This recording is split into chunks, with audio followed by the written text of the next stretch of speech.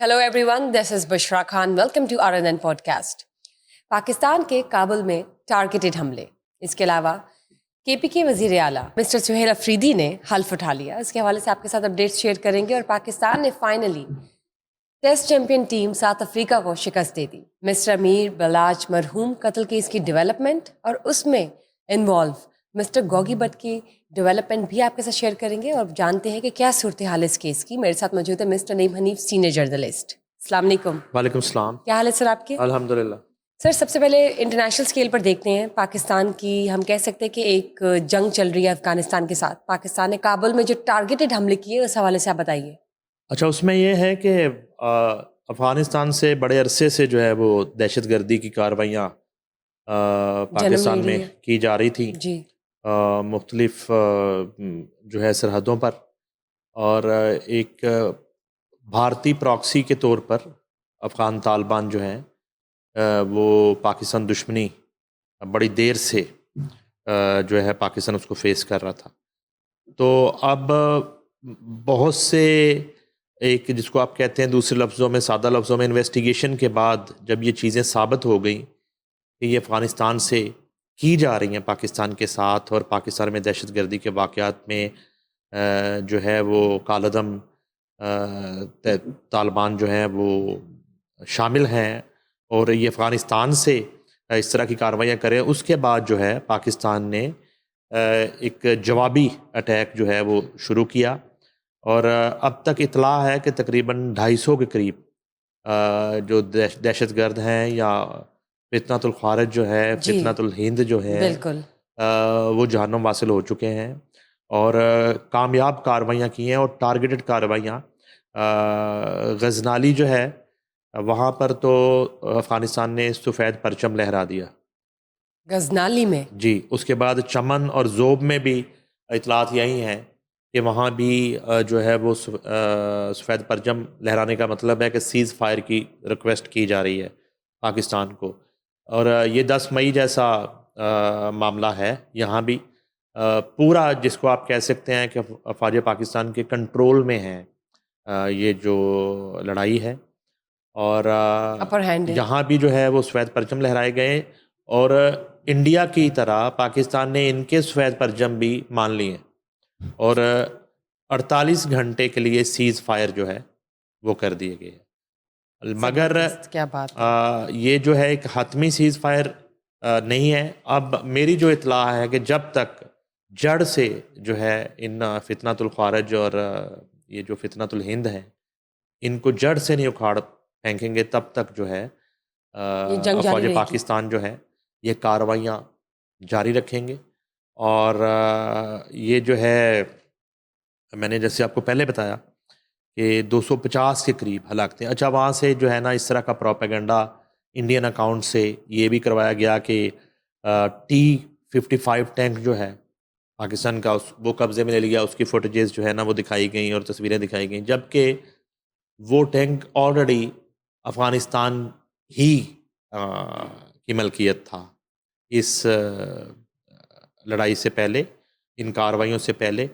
और वो पाकिस्तान का टैंक नहीं है, T-55 नहीं है। अच्छा, इस तरह का प्रोपेगेंडा। अलबत्ता ये है कि गुज़िश्ता 2-3 दिन से हम देख रहे हैं कि इन कार्रवाइयों के जवाब में जो इनके जत्थे हैं फितनतुल ख़ारिज के, वो मुख्तलिफ चेक पोस्टें छोड़कर जो है वो भाग गए। वो उसी चेक पोस्टों पर इस वक्त पाकिस्तानी फ़ौज का कब्ज़ा है, जहाँ पर पाकिस्तान का परचम लहरा दिया गया है। हमारी तरफ से जो है ना वो सब्ज़ हिलाली परचम लहराया जा रहा है अफ़गानिस्तान में जगह जगह, मगर उधर सफ़ेद परचम लहराया जा रहा है seize fire request. Seize fire के लिए। और मामला जो है ना वो माफ़ी तलाफ़ी। और ये जो सीज़ फायर है 48 घंटे का, एक इम्कान है इसमें मुज़ाकरात कुछ ऐसे? कि ये मुज़ाकरात की टेबल पे चला ठीक जाए ठीक, मामला। चलिए देखते हैं। अभी तो सूरत हाल जो है इस वो। चीज़ का इम्कान है हम्म। कि ये सीज़ फायर मुज़ाकरात में बदले, और मुज़ाकरात के बाद जो है ना ये इस एश्योरेंस के साथ कि अफ़गान जो हुकाम हैं, जिस तरह की भी एक वहाँ पे एक हुकूमत है, बज़ाहिर तो एक कब्ज़ा है हुकूमत का अफ़गानिस्तान पे, वो इलेक्टेड बॉडी तो है नहीं, जी। और ना ही वो इलेक्टेड हुकूमत है। तो वो किस तरीके से जो है ना इंश्योर करते हैं कि दोबारा से कोई इस तरह की कार्रवाई नहीं की जाएगी। हमारी जो पाकिस्तान की, जो मुल्हिका जो बॉर्डर्स हैं उन पे और फितनतुल ख़ारिज जो हैं उनको लगाम डाली जाएगी। तो अब ये है कि देखते हैं, और 48 घंटे जो है ना वो काफ़ी अहम है क्रूशियल है, इस बिल्कुल हवाले से। बिल्कुल। अलबत्ता ये है कि उधर तो थोड़ा सुख का सांस ही लिया उन्होंने कि जितनी मार पड़ रही थी सीज फायर की रिक्वेस्ट के इनको, बाद जाहिर है। और ये बिल्कुल इंडिया की तरह सूरत हाल है, अफवाज पाकिस्तान ने धावा बिल्कुल बोल दी जिसको है। कहते हैं ना कि ताबड़तोड़ कार्रवाइयाँ की हैं और बड़ा मारा है। और वो डिज़र्व करते हैं, वो फितनतुल ख़ारिज जो दहशतगर्दी की कार्रवाइयाँ करवाते हैं, जो हमारे जवानों पर हमले करते हैं, जो यहाँ पे शहरी आबादियों को जो है वो निशाना बनाते हैं और आम शहरियों को कत्ल व गारत में वो मुलविस हैं। तो ये एक सक्सेस है। जैसे मैंने आपको बताया गजनाली और चमन ज़ोब और यहाँ पे सफ़ेद परचम लहराना, आप यकीनन। अफ़गान तालिबान की तरफ से कह लें या उनकी जो सो कॉल्ड आर्मी है जी जी। उसकी तरफ से। चलें, अब मज़ीद तो देखते हैं। पाकिस्तान का अपर हैंड है और हमेशा ही रहेगा इन सूरत हाल को मद्देनज़र रखते हैं अगर तो। लेकिन इंटरनेशनल स्केल पर देखें तो पाकिस्तान का अपर हैंड है, और ये जो मुज़ाकरात अगर बात जाती है मुज़ाकरात की तरफ, तो होपफुली पाकिस्तान और अफ़गानिस्तान के दरमियान जो भी एक कशीदगी है वो भी अमन अमान की सूरत में बदलेगी। Sir, KPK mister Suhail Afridi ने बतौर KPK वज़ीर आला हल्फ उठा लिया, बताइए। अच्छा जी, वो बिल्कुल हल्फ भी उठाया उन्होंने, खिताब भी किया। किताब भी की है, इस अच्छा, हवाले से पहले तो बताइए। उन्होंने सीएम हाउस में जो है ना वहाँ पे दुआ करवाई। अच्छा, खबर इसमें ये है कि जो तब्दीली हुई है वो सिर्फ वज़ीर आला KPK की नहीं हुई। और अली किनकी? मीन गंडापुर की तकरीबन तमाम टीम को फारिग कर दिया जाएगा। परमानेंट स्केल पे। तमाम टीम, पूरी काबीना जो है, शायद कोई एक आध मिनिस्टर बचे, बाकी पूरी की पूरी काबीना चेंज करने के इशारे जो हैं वो आ रहे हैं सुहेल ठीक अफरीदी की तरफ ठीक। से। अच्छा, वो कह रहे हैं जी, वो बानी चेयरमैन PTI ने अडयाला से जो है ना वो मुकम्मल अख्तियारत दे दिए सुहेल अफरीदी को, वो खुद फैसला करे, अपनी टीम खुद बनाए।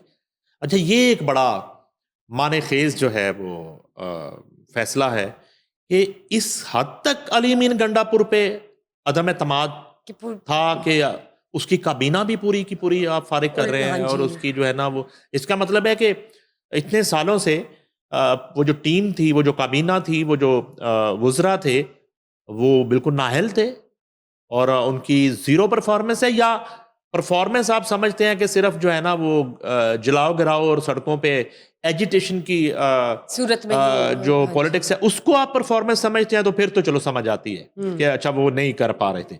अच्छा, इधर पहले पहले आ जाते हैं जी नए नौबेआता वज़ीर आला सुहेल अफरीदी की तरफ। तो उन्होंने जनाब स्पीच की। अच्छा, उनके और उससे पहले उन्होंने जो KPK असेंबली में जिस दिन वो वोट लिया उन्होंने और वो वज़ीर आला इलेक्ट हुए, उस दिन भी स्पीच की। ना तालीम पे बात की उन्होंने अभी तक, ना सेहत पे बात की है, ना स्पोर्ट्स पे बात की है, ना कोई डेवलपमेंट का मंसूबा जो है ना उन्होंने अपना प्लान बताया, और सबसे बढ़कर ना दहशतगर्दी पे बात की। उनकी बात सिर्फ एक ही है, इमरान खान की रिहाई। इमरान खान की रिहाई। एक ही बात है, यानी कि पूरे KPK का मसला जो है उनकी नज़र में वो ये है, किसी को वहाँ पे पीने का साफ पानी मिल रहा है, नहीं मिल रहा, किसी को 2 वक्त की रोटी मुयस्सर है, नहीं है, सेहत की सहूलियात हैं, नहीं है, वहाँ पे तालीम की सहूलियात मुयस्सर हैं, नहीं है, कोई रिस्पॉन्सिबिलिटीज हैं। किसी को जो है ना वो घर की दहलीज पे इंसाफ मिल रहा है, नहीं मिल रहा, गवर्नेंस है, नहीं है, दहशत गर्दी से दो चार है, भत्ते की लोगों को पर्चियाँ, डिजिटल पर्चियाँ दी जा रही हैं। तो कि उनके लिए कोई इशू नहीं है, सिर्फ एक इशू है, और वो है इमरान खान की रिहाई। इसी नारे पे और इसी वादे पे मेरा ख्याल है इमरान खान ने जो उस पर एक नया जुआ खेला है, जुआ ही कहूँगा, जैसे पहले अली मीन गंडापुर पे खेला, उससे पहले परवेज़ खटक और महमूद खान, और इस तरह से सूबे को चलाया पिछले 13 सालों में।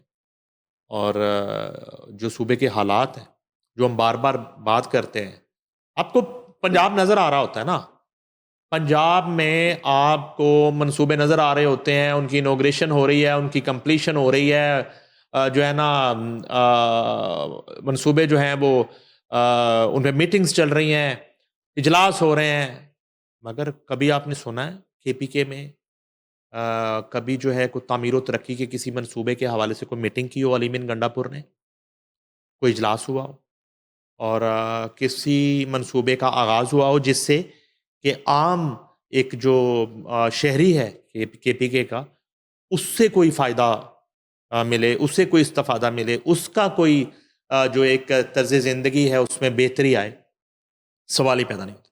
तो ये सूरत हाल ज्यों की त्यों है।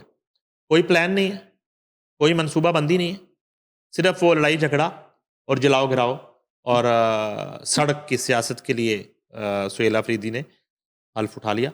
वो फिर वहाँ से गए जी दुआ करवा के सीएम हाउस से चले गए गवर्नर हाउस और वहाँ जो है फैसल करीम कुंडी गवर्नर केपी के उन्होंने जो है हल्फ लिया बड़े अच्छे माहौल में। अलबत्ता थोड़ी मिसमैनेजमेंट नज़र आई तकरीब में और लोग जो है वो मोबाइल लेके और सेल्फियाँ बना रहे हैं और चढ़े हुए हैं और एज यूजुअल पंडाल कह में सकते हैं। हाँ कोई वहाँ पे कोई डिसिप्लिन देखने को नहीं मिला। बल्कि फैसल करीम कुंडी तो जो है वो जब सीढ़ियाँ उतर रहे थे तो वो पाँव स्लिप हो गया, बड़ी मुश्किल से वो बचे गिरते गिरते। डेकोरम ही नहीं था कोई एग्जैक्टली मैनेजमेंट। तो इस तरह की सूरत हाल है। बहरहाल दुआगो हैं केपीके के अवाम के लिए कि जो है ना वो अली बिन गंडापुर से आपकी जान छूटी तो अब सुहेल अफरीदी जो है ना लेट्स आप सी वो क्या परफॉर्मेंस दिखाते हैं। एग्जैक्टली अभी तो अब जो है ना वो उनके बस डाल दिया गया चैप्टर आपको स्टार्ट हो रहा है। और अब देखते हैं कि वो क्या परफॉर्म करते हैं, कितनी दूध की नहरें वहाँ पे बहती हैं और कितना जो है ना खुशहाली आती है केपीके में और कितनी जल्दी वहाँ पर जो है वो टेररिज्म कंट्रोल होता है, कितनी जल्दी जो है वो वहाँ का मवासलात का निज़ाम बेहतर होता है, कितनी राइट, जल्दी वहाँ पे हेल्थ एजुकेशन मच और नीडेड। दीगर शोबों में जो है वो तामीर व तरक्की शुरू होती है। Let's let's see, see. Let's see और नाजरीन के साथ शेयर करेंगे। सर, पाकिस्तान ने finally test champion team South Africa को शिकस्त दे दी है। ये सुनकर कैसा लग रहा है, ये जानकर कैसा लग रहा है, इस हवाले से आप क्या अपडेट्स देंगे परफॉर्मेंस के हवाले से? देखें वो मिसालें तो मेरे जहन में बहुत सी आ रही हैं अजीब व गरीब, लेकिन आपको यकीन आ गया है? उस पे फिर लोगों ने जो है ना वो गालियां बड़ी निकालनी है।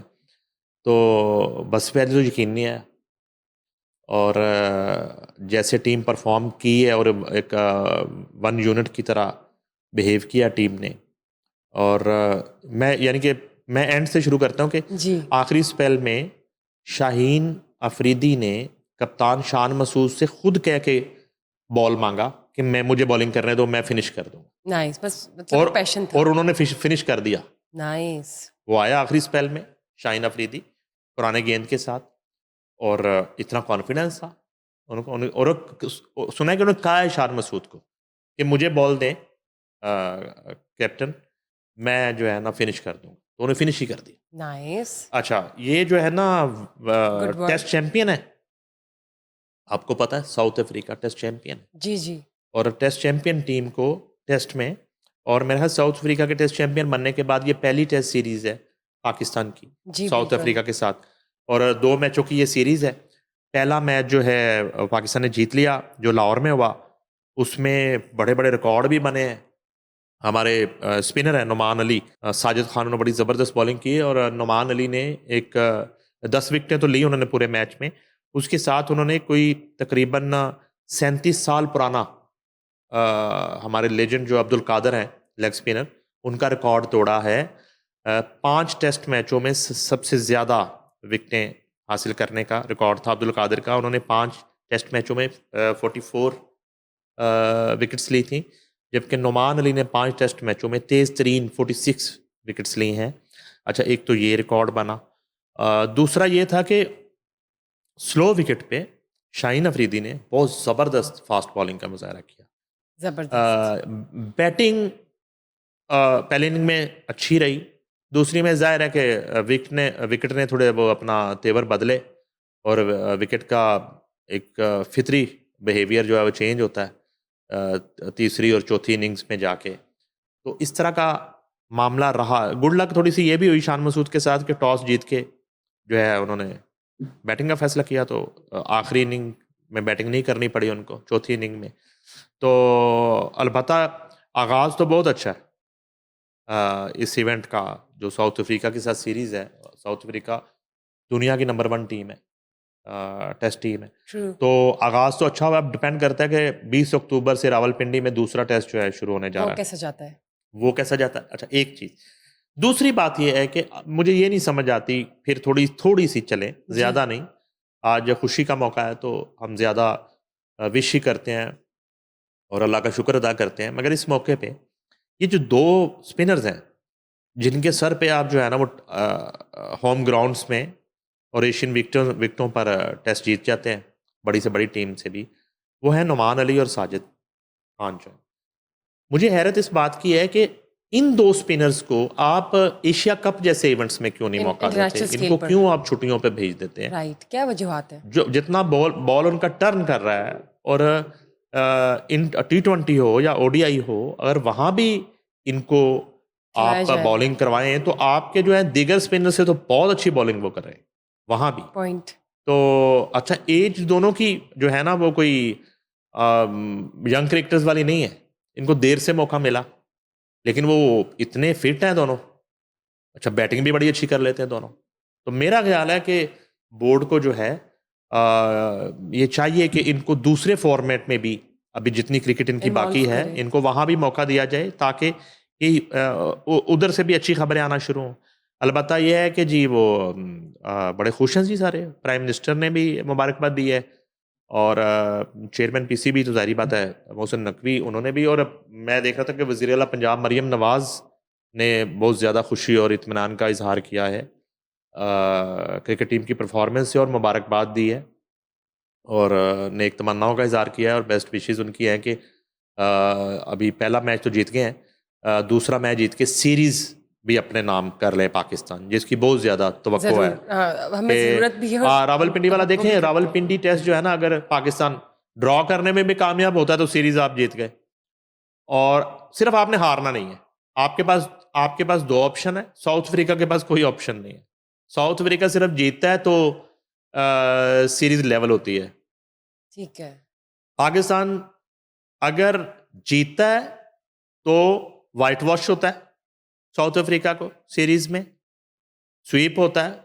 अगर पाकिस्तान ड्रॉ करता है तो पाकिस्तान 1-0 से सीरीज जीत जाता है। राइट। और खुदा ना खास्ता हारता है, वो एक ऑप्शन जो साउथ अफ्रीका के लिए ये जो है 20 अक्टूबर वाला रावलपिंडी टेस्ट जो है डू एंड डाई है कि उसमें उन्होंने जान मारनी है और उन्होंने अग्रेसिव क्रिकेट खेलनी है। मैं आपको पहले बता रहा हूँ, जाहिर साउथ अफ्रीका बिल्कुल वो अग्रेसिव क्रिकेट खेलेगा और वो जाएगा सिर्फ जीतने के लिए।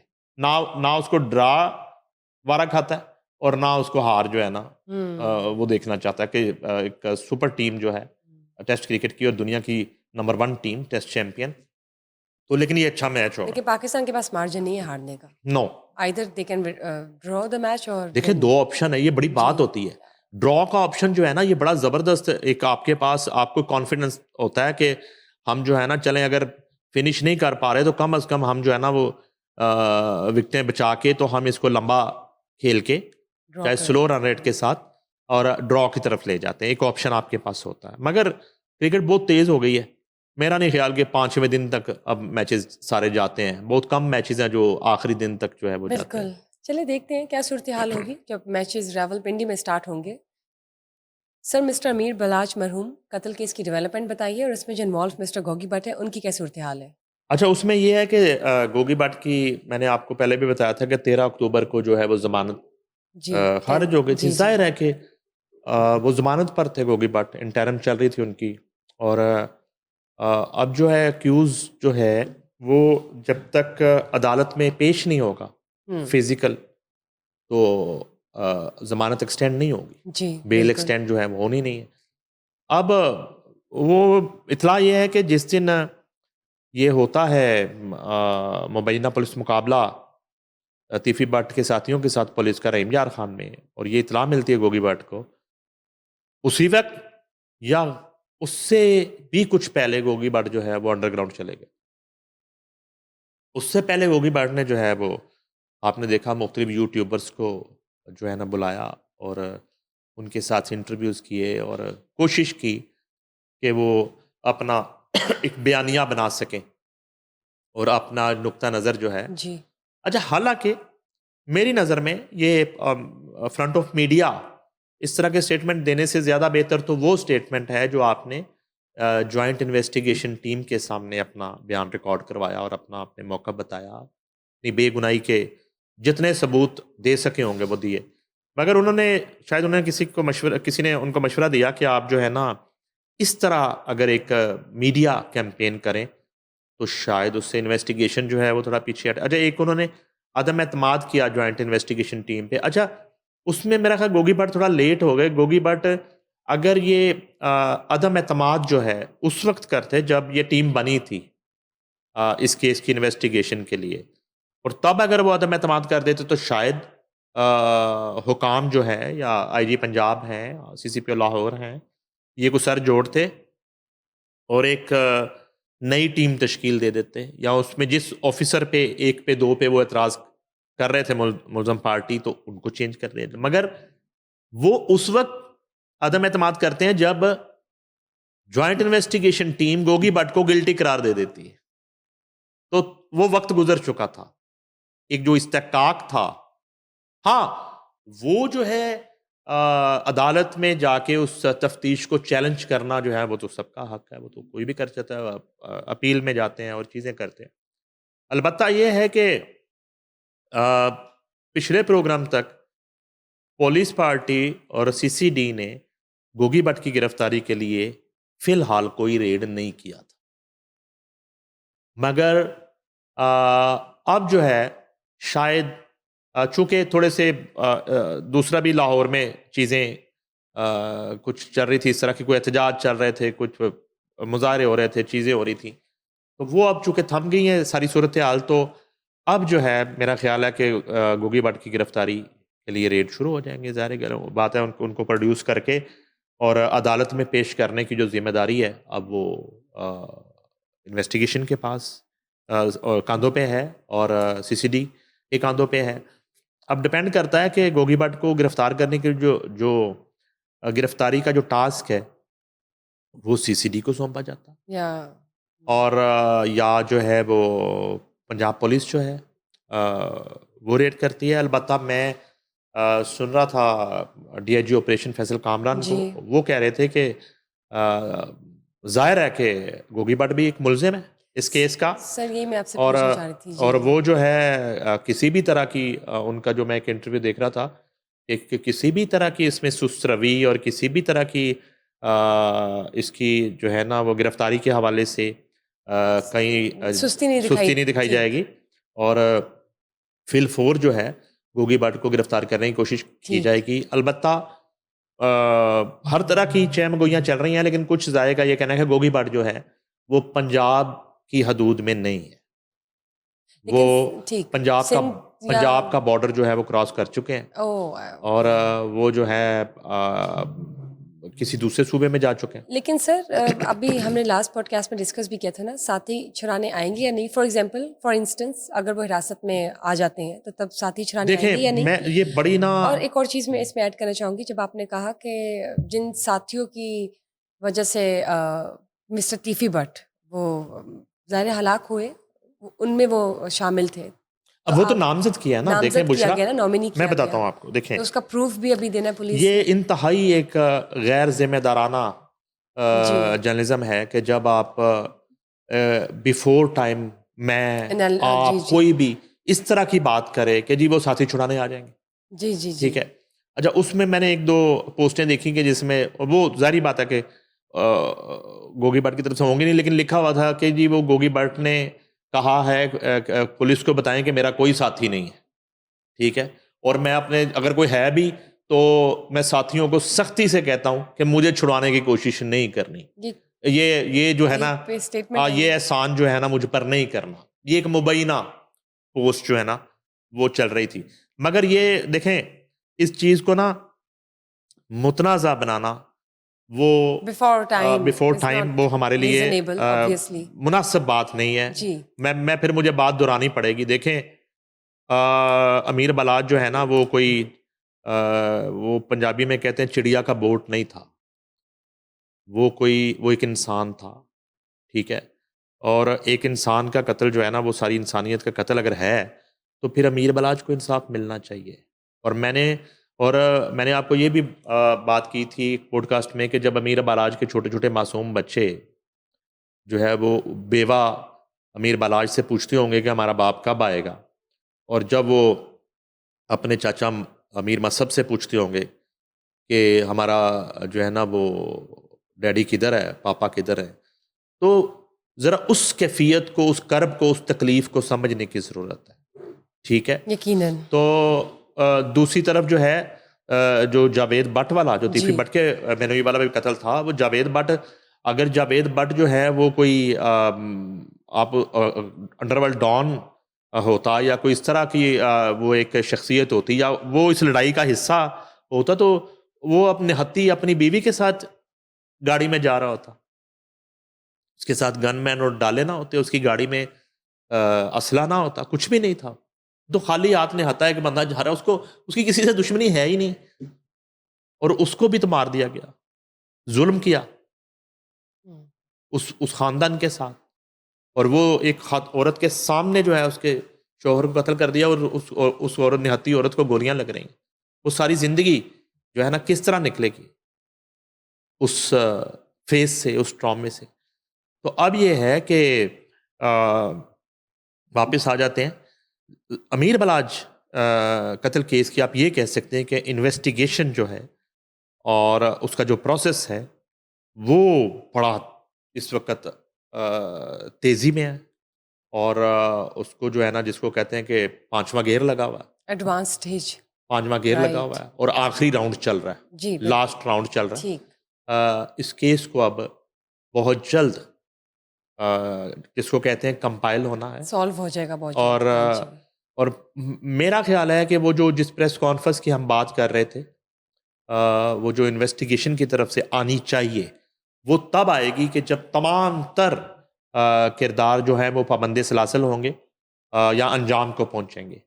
तो इस हवाले से एक पंजाब पुलिस की तरफ से या सीसीडी की तरफ से एक मुतवक्को प्रेस कॉन्फ्रेंस आएगी, जिसमें डे फर्स्ट से एंड तक तमाम तर इन्वेस्टिगेशन जो है, क्लूज एंड क्लूज जो थे, एग्जैक्टली डॉट्स जो है गिरफ्तारियां, हाँ जी। वाकयात, और वो शूटर का वह मरना से लेके एहसन शाह का मुबैना इनकाउंटर से लेके तीफी भट्ट के मुबैना इनकाउंटर से लेके बाकी गिरफ्तारियों से लेके ये तमाम तर जो सूरत हाल है, वो इन्वेस्टिगेशन जो है वो उससे ब्रीफ करेगी मीडिया को भी, पंजाब के अवाम को भी और हुकाम को। चले देखते हैं मजीद आगे क्या होता है इन नियर फ्यूचर। बहुत बहुत शुक्रिया for being part of the show. Thank you guys for watching us today. Just stay tuned for another session. Till then bye bye.